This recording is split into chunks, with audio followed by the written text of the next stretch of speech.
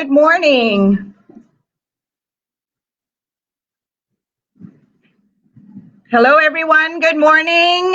I hope everyone's having a great day so far. It's sort of raining outside here in Houston. So stay safe, drive safe, everybody. So I'm excited today because I have a wonderful, young, dynamic, passionate young lady joining me this morning on Chai Time.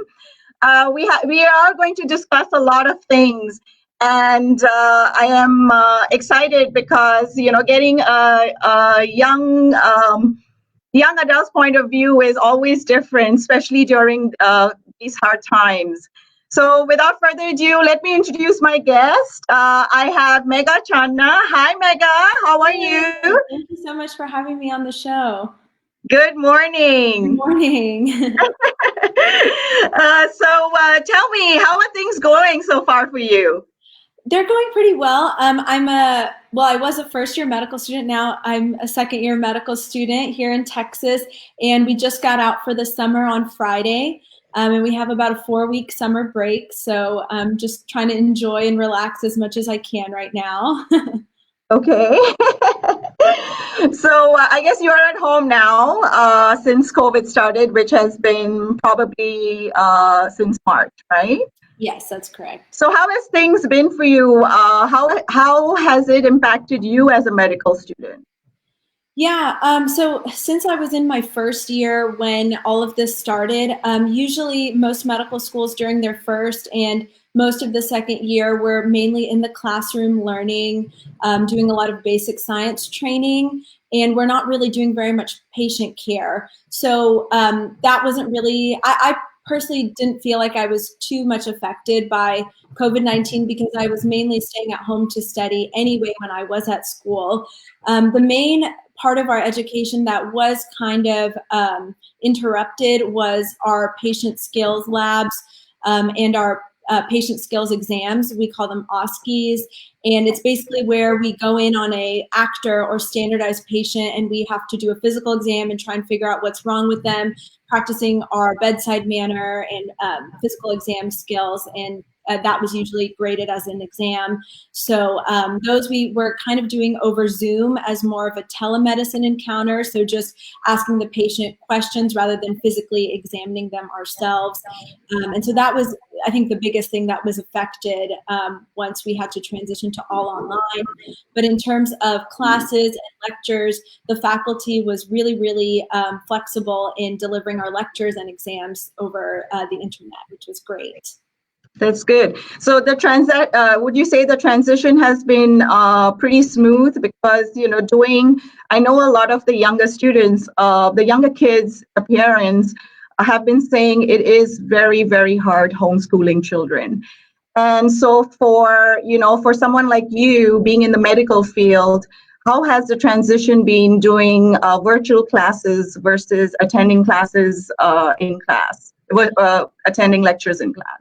Yeah, it was definitely a little weird not going back after spring break, especially because none of us really anticipated not going back to school. We all packed for, leaving for about a week or 5 days.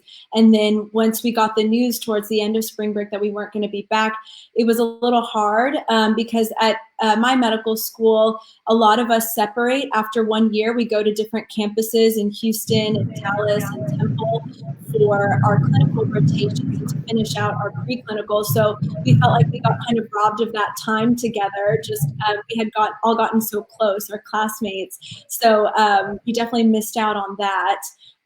But in terms of the difficulty of studying at home, I definitely felt that a little bit at the beginning, just because you're not by yourself anymore. You're not living by yourself in your apartment or with a roommate. Your whole family is around. And for my parents, they're both physicians, so they were still having to go to work. But there was a time when the offices were closed at the beginning of COVID, so we were all at home together, and it was definitely very difficult to keep a consistent study schedule. And I have a younger sister too, so she always wanted to hang out, and she was also online school. So I definitely understand how difficult it could be to do online, but I think it was the right choice to transition. That's good. So you have you have your own YouTube channel, and the latest video that you have is where you walk us through life as the day in the life of a medical student during this pandemic. There are many topics you could hit on. There are a lot of things you could just make it as an entertainment as well on your channel. But you picked this topic, and why did you do that, or what inspired you to do that?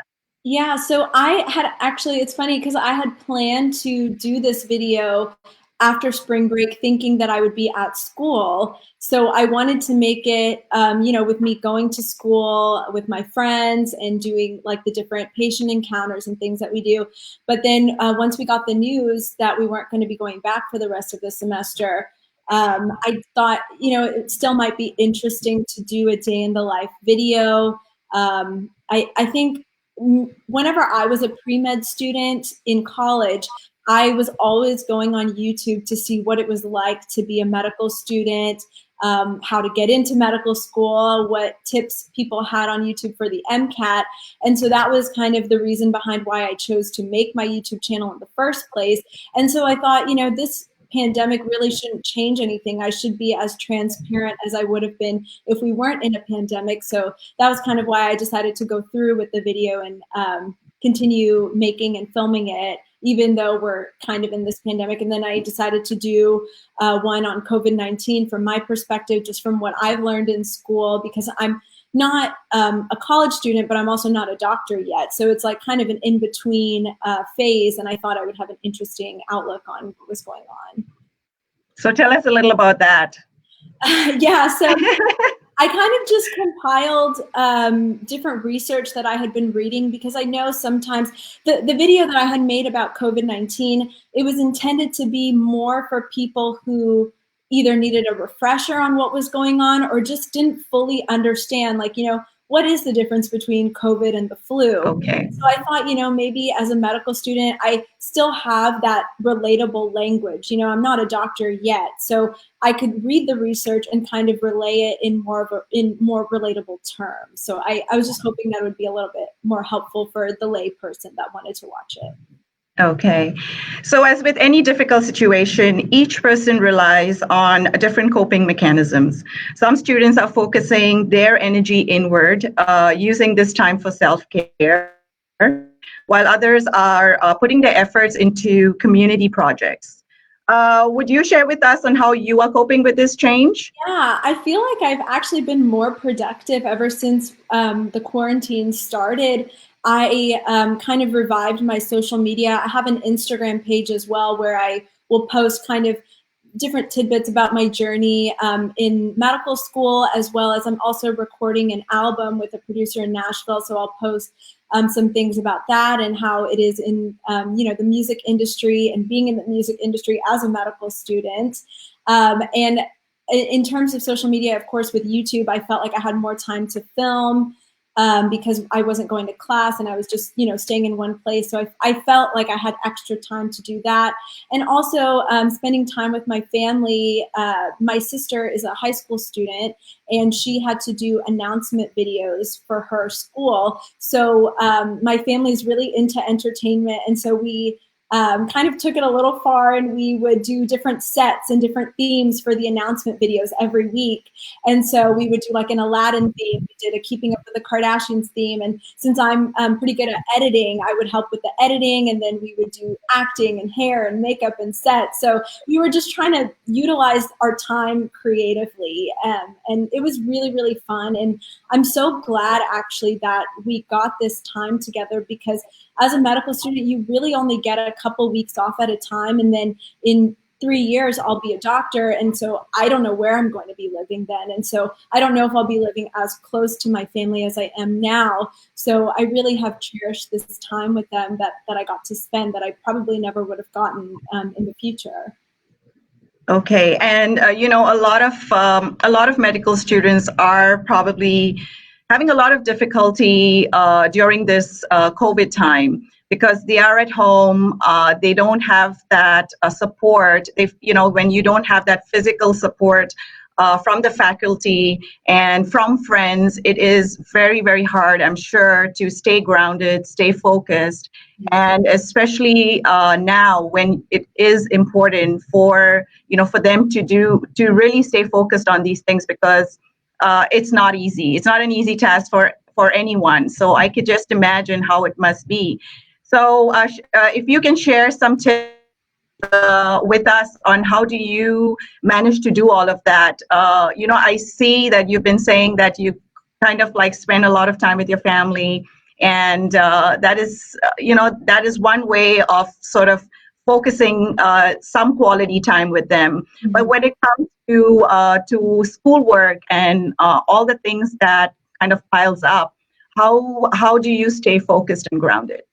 Yeah, I think the first thing that I always do, no matter what, is I always make a schedule, because I feel like if I have something on paper and I can visually see like everything that I have to get done and in whatever amount of time, it helps me refocus myself no matter what, where I am or what the circumstances are at the time. It has been definitely an unsettling time, especially being someone who's in the healthcare field but really can't help at this point because I'm just a student, or at least I felt like I couldn't really help. But so I thought that, it would be the one thing that I maybe could do is, making these videos and kind of educating the general population as best as I could. But I think as a student, it was really important to try and stay focused because, grades do matter, and everything that I learn right now could make or break how I treat a patient in the future. Any minor details that I know about a rash or some sort of bacteria really could help diagnose someone and save their life. So it was really important to, even though I was trying to be creative and have fun with my family, it was important to stay grounded.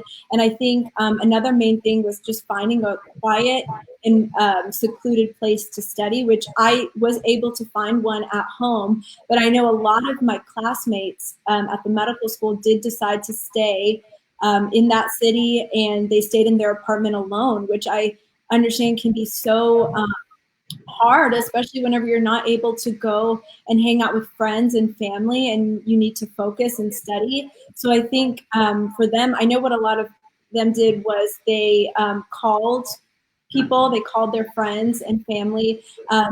We would FaceTime with our friends who were stuck in their apartments alone. We would have Zoom socials that we called Zoocials. Like that.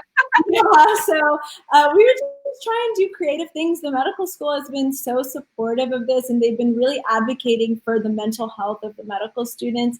So I'm really grateful for that. And the faculty would reach out on a daily basis. We especially with our anatomy professors, we got so close with them because we're in lab for like 5 hours every day with them, or we used to be. And so, you really get to know the professors and the professors get to know you. And so they felt like they were really concerned about the students, and they would reach out and they would just give their phone number. A lot of our physician faculty too, they just gave us their phone number. They were like, call us anytime. So I thought that the medical school did a really good job of making sure our mental health was okay. Okay, so I guess this has taught you all a different sort of a lesson, in the sense that it is hard to be apart, but yet in some way y'all are finding ways to be closer to each other in that way. Yeah, and actually another thing that I felt was really helpful was contacting my mentors. I have like upperclassmen mentors at different medical schools or at my medical school that I would just call them and ask their advice, and then things just naturally stem into like a conversation. So it's always nice to reach out to older students just to ask their advice on what they recommend. I mean, obviously they haven't gone through something like this before, studying in the middle of a pandemic, but they always have wise words of wisdom that can kind of help keep you on track. That's good. How's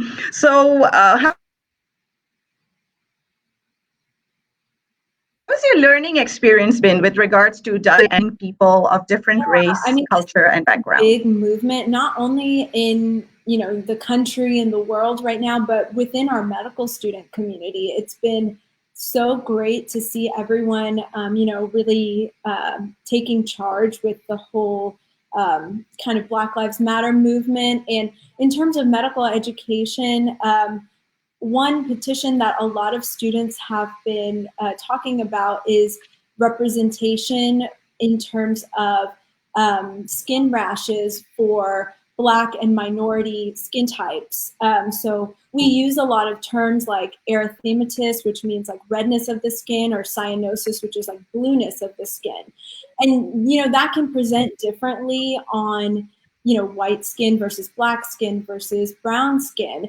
And in an overwhelming majority of our photos and textbooks, we mainly see it on white skin. So something that this movement kind of brought to light for us that I had never thought about before was, how does it, like, how will I diagnose this on someone with a different skin type? Because the pictures that I've seen of different rashes, like there's a meningococcemia rash in children, that the rash is like one of the first signs that you use to diagnose, but you can't really see it on darker skin. So how does that affect that population?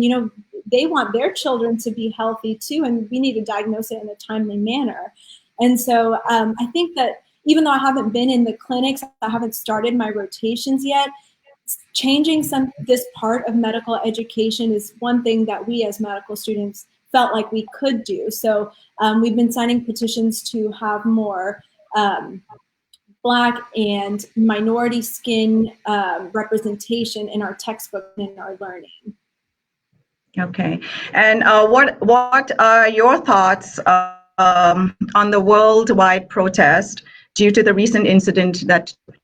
Yeah, I think that the protests are actually, I know it's like a very political matter, but I think protests really are the only way to get things done and to be heard. And one nice thing that the medical school has done was they started a forum for a lot of our African American students to speak out on, things that they've felt and they've seen in their personal lives. And I felt like that really helped me understand the movement a lot better, because I know a lot of people are saying like, oh, what's happening? There's so much violence and crime and whatever going on with these protests. But, one thing that comes to mind is that I feel like nothing would have happened. The officers that were arrested for the murder of George Floyd, nothing happened until the protests began. So I feel like the protests are really making a big change and a big statement in our community and in the world.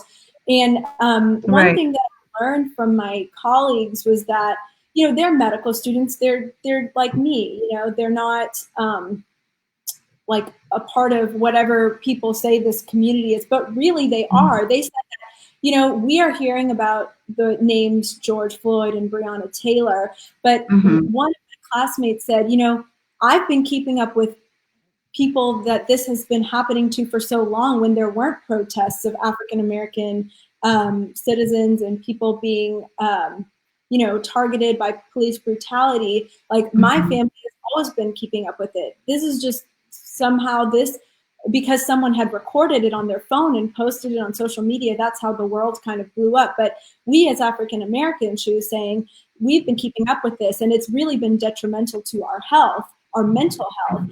And whenever she said that, I was like, oh my gosh, I had no idea that, I'm going to school with these people. They never say anything, but when they were given the opportunity to talk about how they feel, it was like, I felt like it's such an important matter, that my friends are feeling this way. Like, they're going to be doctors just like me. And it's like, if they feel like their mental health isn't stable, that's something so important, So I just feel like the protests, I understand that, it's very unsettling in the world right now, but I think it's really important to enact some sort of change. And you did join the rally during one of the protests. And so I just wanted to know, like, what made you do that, in the sense why, a lot of us in the South Asian community tend not to, we watch it on TV or we listen to the radio, we get the news, and we are happy with that. I mean, we are not happy, but it's just that okay, but we don't want to get involved way too much, or get into be out there, right? But you did that. So what was the reason behind that?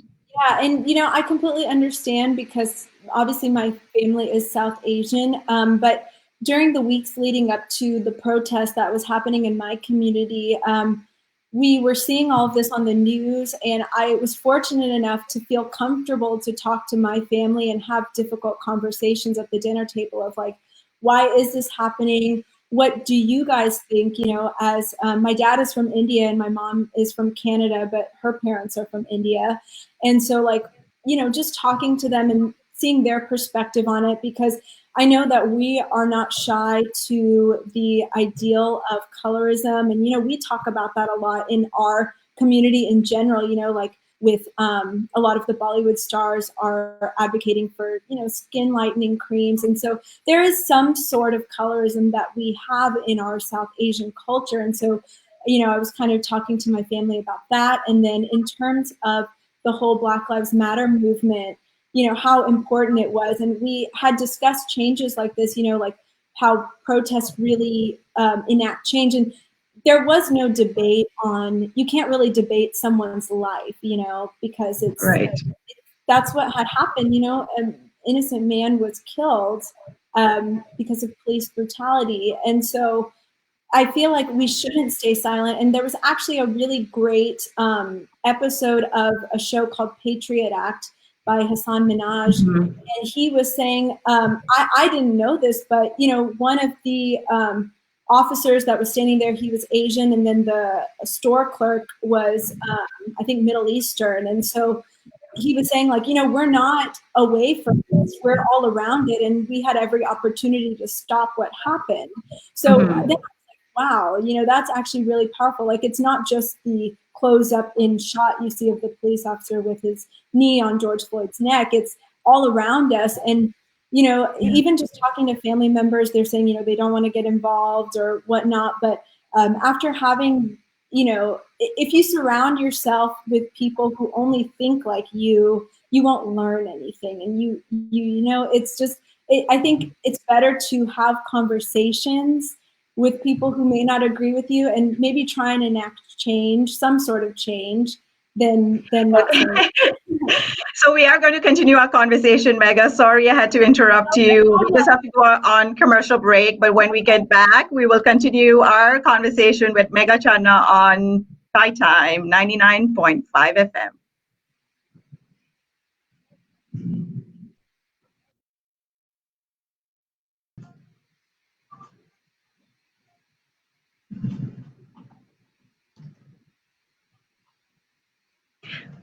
Welcome back to Chai Time on 99.5 FM. So we have been in conversation with Megha Chandna, and we have been talking about the movement and why it is so important for all of us, to be involved in this, to be part of this. Megha, you had talked a little bit about us being in the South Asian community, how we should also in some way be part of it. You joined the rally and you were out there, with the protesters, believing in change. So let's just continue with that. Yeah, and actually I failed to mention that it wasn't just me that went. I went with my parents and I went with my sister, my younger sister as well. So it was definitely a really great moment. I don't think I'll ever forget. I know sometimes it's hard for a lot of us in the South Asian community to convince our parents otherwise of whatever they believe. But I feel really fortunate to have been able to feel comfortable with my family and have these tough conversations with them about race in America and how do we perceive race, and even in the medical field, like how do you treat your patients? What stigmas do you have against people? Do you have any stigmas against anyone? And how do you handle that as physicians? And so we did, whenever we went out, there was a movement going on for a lot of medical students and doctors, and it's called White Coats for Black Lives. And so that's what we wrote on our signs. And a lot of people came up to us and said that they really appreciated that because a lot of African Americans said that they felt kind of a distrust towards their doctors, whether it was, either being dismissed, not feeling comfortable, not feeling like they were being heard. And I had actually talked to one of my friends at the medical school about this, since he's really involved with the movement. And he was saying that what a lot of his family members thought was, that they felt like doctors weren't patient enough to hear their concerns because they felt a little bit discriminated against, so they didn't want to ask too many questions. And I was like, oh my gosh, like, of course, if you're at the doctor, you should feel comfortable to ask them questions. That's like one of the main reasons that we're there for them. So, and then even with the health disparities, African Americans are more likely to have heart disease, diabetes, hypertension. Yes. The question is, why is that? I don't know why that is, but there's obviously some reason. So as healthcare professionals, we should strive to, figure that out and then try and reverse that and do everything that we can. So that was one big thing that kind of brought my parents to the rally, and I was grateful for them to do that. Yeah. So your dad is a cardiologist, and I'm sure he has seen many, many patients. And from when he started his practice to now, there must be a big difference. So do you think, do you all have those conversations where he shares on how, like the difference is, like before maybe diagnosing the patient was very different, asking certain questions which would never come to mind. So is there a difference from the past to the present? From whenever he started his practice, I was really young, so I'm not sure how it was then. Really, the only conversation we've had now is I just remember asking him, there's a certain medication for high blood pressure that is different in, you use a different medication in African Americans than you do in any other race. So I just asked him why, because I wasn't sure if it was, health related or if it was something bigger. And he said, as of right now, what we know is that it is race related. It's just how the body responds. So, but my dad has always been someone who, he was kind of the person who has been encouraging me to speak out about all of this. And so we live in a small town in Texas, so I think he's really brave to, keep an open mind and help me to speak out and encourage me to do so. So yeah, and I'm sure he's proud of you of all that you are doing, all that you're achieving right now. So Megha, some people believe that this movement should have been All Lives Matter instead of Black Lives Matter movement. What do you think? Yeah, so I think that the people who say that are misunderstanding a little bit of why people call it Black Lives Matter. It's not that other lives don't matter. Of course, we know that's common sense. Everyone's life matters.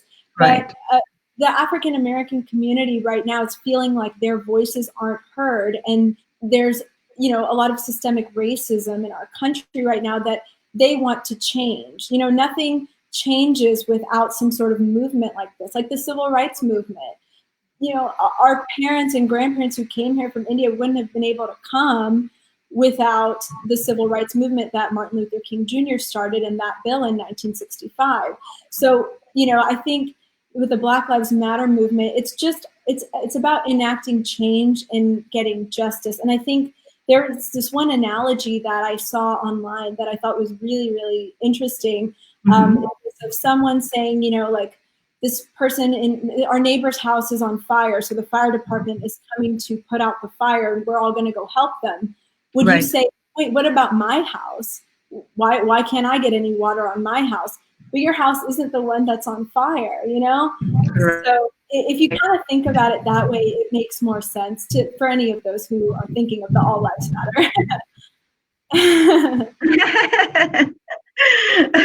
So do you think with perseverance and understanding, we can overcome this moment of injustice and pave a way towards peace and social equality? I hope so. One thing that I think has come out of this movement is that a lot of people are now reading more, they're watching more documentaries, they're having more difficult conversations with friends and family. Of course, a lot of people's opinions collide on Facebook, Instagram. We're seeing that. And, sometimes some people's minds won't change, which is okay. But the fact that we're able to have these difficult conversations with each other and kind of be more aware of how we can make an impact. For example, if someone comes up to you, your friend is saying like something like, "Oh, I'm really tired of this Black Lives Matter movement. You know, all lives matter." Instead of just smiling and saying, you know, whatever, you can maybe start a conversation with them instead. Yeah. You know? And it doesn't have to be an argument. You can just say, "Well, actually, you know, I think it's really interesting, the Black Lives Matter movement, because of this, this, and this," and then kind of go off on that. And I think just small things that we can do can really help. And one of my classmates said, you know, it's not enough to not be racist. We should be anti-racist. And that really hit me because I felt like, you know, I was like, I'm not racist, but was I anti-racist before this? I don't think I was. I don't think I was really speaking out that much. So just small things. Yeah, and that I guess that question really, you know, that statement really hit you hard. And you know, when you just said that, I was like, wow, you know, this, we don't even think about it that way, right? So yeah, we think, you know, like, especially like you said, in South Asian community, we tend to not do anything. Like, we're not saying that we're racist, because we may not be, but we're not doing anything to actively promote anti-racism. So I think that even just the smallest thing, having a conversation, reading a book, there's a great documentary on Netflix called The 13th, which kind of explains the history from like the 1800s till now. And I watched it, I've watched it before, but I watched it again last night before this interview. And it's so powerful and it's so interesting to see what the African American has gone through and like how they've been portrayed in the media and in our government for so long. And how are we going to change that? You know, it just kind of gets you thinking. And so for you, what positive changes are you hoping to see in the near future for the future generation and for, you know, your generation?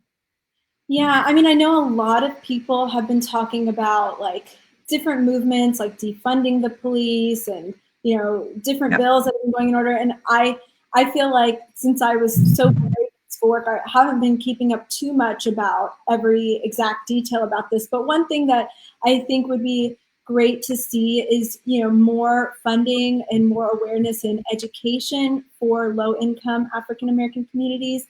And with healthcare as well. I think since a lot of people in the South Asian community are involved in healthcare, I think that's one area where we can make a really big difference. Even with education as well, we value it so highly.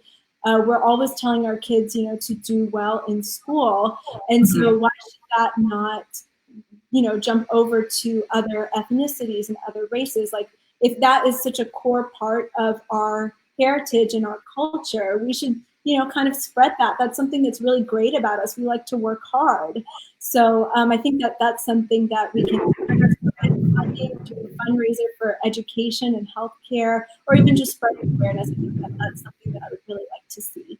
Yeah, and I think this is the first step where we, you know, have platforms like this where we encourage, you know, the youth to come out, to express their feelings, to talk about this, even to encourage their families, their parents, to bring out topics like this to talk about, and not shy away from it, not feel like you'll be judged, because many times I think that is one of the reasons why we try and not get into these deep conversations, you know, especially when we are amongst friends, when we are at the party.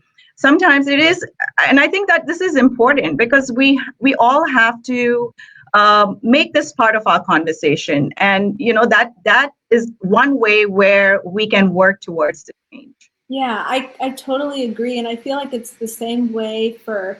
I think with my generation, it's definitely people are speaking out more, which is great. But with my parents' generation, you know, we were just talking to friends the other day, and someone had said something against the movement and against Black Lives Matter. And even with my mom, when she was at the clinic, you know, someone was talking about how it was like really annoying and getting in the way. And instead of her saying right away, like, you know, no, like this, and this, she kept quiet for a bit. But then after a while, she was like, you know what, I actually was at the movement. I did talk about, I did go to the rally here in town, and this is why. And so I think that that's a really great step in the right direction, you know, Yeah. kind of parents. Kudos to your parents. We need a lot more parents like that. Yeah, I think it's just having this and I can't credit myself. My sister is definitely more of an advocate. She started a bake sale for funding for a lot of these Black Lives Matter foundations, so she's definitely been a loud voice in our house too. That's good. You guys are working towards change, and that is what we need. It's one family at a time, probably. Yeah. So Megha, I do want to talk a little bit about your singing career. I have heard you sing a couple of times, and I know you have a gorgeous, beautiful voice. And you did mention about your first album coming out, right? Yeah. So can you give us a little details about that, or you cannot? Yeah, sure. I wanted to actually release it this year, but whenever I had started the album whenever I was in college, my last semester of college, and then I was finishing up 2 songs during then, and then I was going to finish up the last song during my first semester of medical school, which in retrospect, that wasn't the best idea because I wasn't able to go out to Nashville to record during that time since I was so busy. Mm-hmm. And then I ended up going during my spring break to kind of just record the first pass of the vocals on the last song that I wanted to do. But I still haven't been able to do any like little changes and stuff here and there. So, and obviously the travel isn't very safe right now. So I haven't been able to go out, but I'm hoping to release it hopefully before the end of this year. I would love to do that, but I think it just depends on the COVID situation. But I mean, music has just been such a constant force in my life. I don't think I would be anywhere without it. I would just encourage anyone who loves to sing to keep at it. I definitely was not naturally talented as a young child. Like, I sounded terrible, but I think if you keep practicing, you can sound better and better. I'm sure you're a natural. You're just being too humble. Definitely not. I think practicing is great and just kind of working towards that dream. And I know in our culture, sometimes it's hard to pursue the arts, especially with like, my parents have been really supportive, but with like extended family and grandparents, it took a little convincing for them to get on board and to kind of show that, I can do both. I can get my education and I can pursue my dream of being in the music industry. And so it's been like a little seesaw, and obviously school comes first, but whenever you get an opportunity like recording an album, you have to take it, because the thing about the industry is you have to be kind of young and fresh. So I can't wait until I'm out of residency to do something like this. Oh, we are excited. So would you, request, this is my request to you, would you kindly sing a song for us? Sure. I can sing a song that it's kind of for, I guess, anyone who's on the front lines right now with COVID, or anyone who's protesting and, feels like they're kind of waiting for some sort of hope. So this song is called Hero, and it's by Mariah Carey.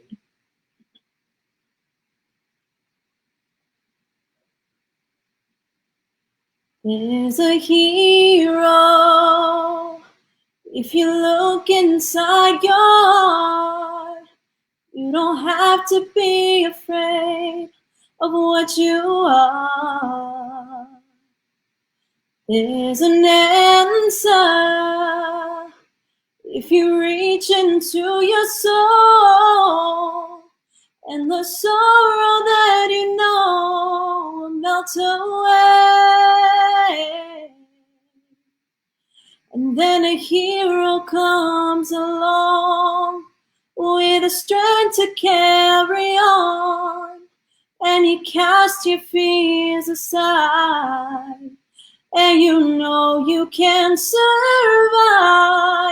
'Cause when you feel like hope is gone, look inside you and be strong, and you'll finally see the truth, that a hero lies in you.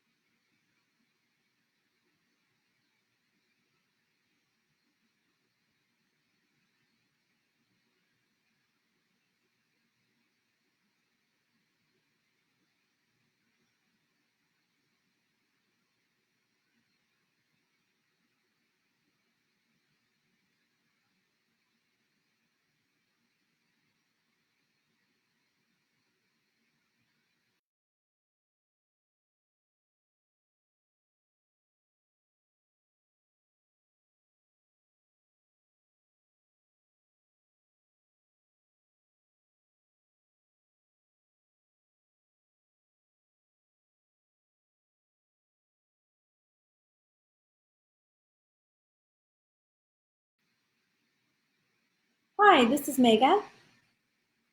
Hi. Okay. Okay. Okay. Thank you.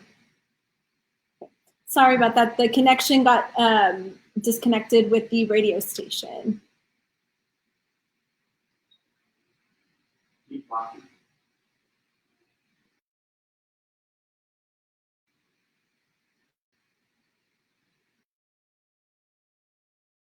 Yeah, I can hear you. Okay.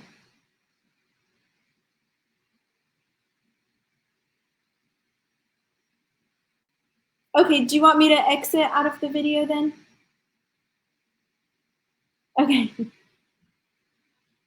Okay.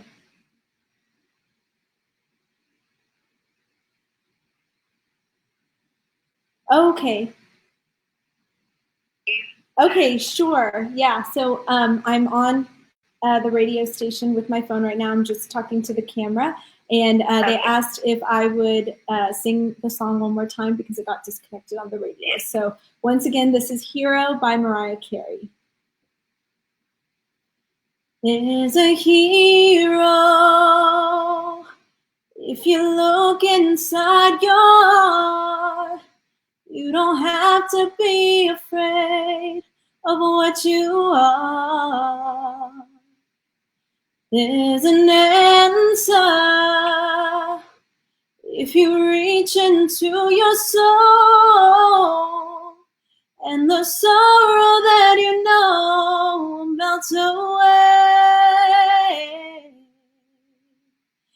And then a hero comes along with the strength to carry on, and you cast your fears aside, and you know you can survive. 'Cause when you feel like hope is gone, look inside you and be strong, and you'll finally see the truth, that a hero lies in you. Thank you so much. Thank you. That was wonderful. Thank you so much. I'm sorry for this issue that just popped up all of a sudden. No, it's no problem. I guess we learned, this is what happens when we go live. Yeah, it's okay. It's okay. I'm glad. Anything can happen.